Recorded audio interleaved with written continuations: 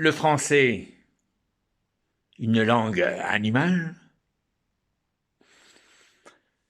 Malin comme un singe, myope comme une taupe, rusé comme un renard, serré comme des sardines. Les termes empruntés au monde animal ne se retrouvent pas seulement dans les fables de La Fontaine. Ils sont partout.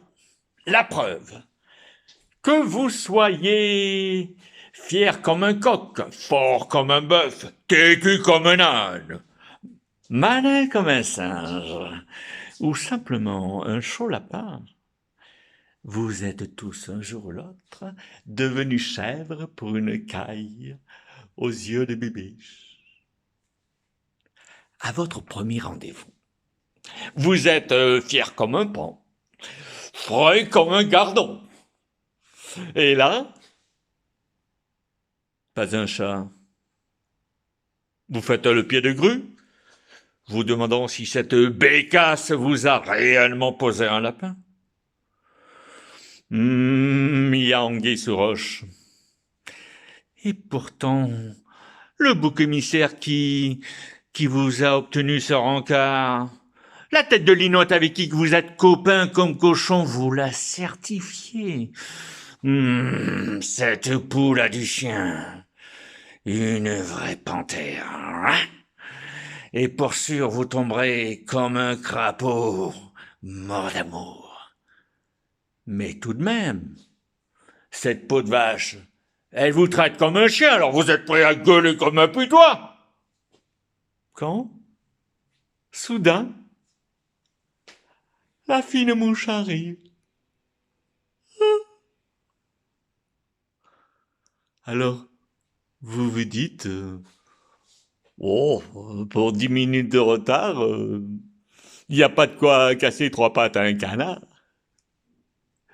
Sauf que la fameuse souris avec son cou de cygne, sa crinière de lion, et aussi plate qu'une limande, myope comme une taupe, elle souffle comme un phoque et rit comme une baleine. Et vous, vous êtes fait comme un rat. Alors, vous roulez des yeux de merlan frit, vous êtes rouge comme une écrevisse et muet comme une carpe. Ben, laissez bien de vous tirer les vers du nez, mais vous sautez du coq à l'âne et finissez par noyer le poisson. Vous avez le cafard, l'envie vous prend de pleurer comme un veau, ou de verser des larmes du crocodile, c'est selon. Hein. Enfin, vous finissez par prendre le taureau par les cornes, en vous inventant une fièvre de cheval, ce qui vous permet de filer comme un lièvre. Ce n'est pas que vous êtes une poule mouillée, mais vous ne voulez pas passer pour le dindon de la farce. Oh, même si vous êtes doux, même si vous êtes doux comme un agneau, malgré vos airs d'ours mal léchés, vous ne voulez pas être pris pour le pigeon. Sinon, vous pourriez devenir le loup dans la bergerie.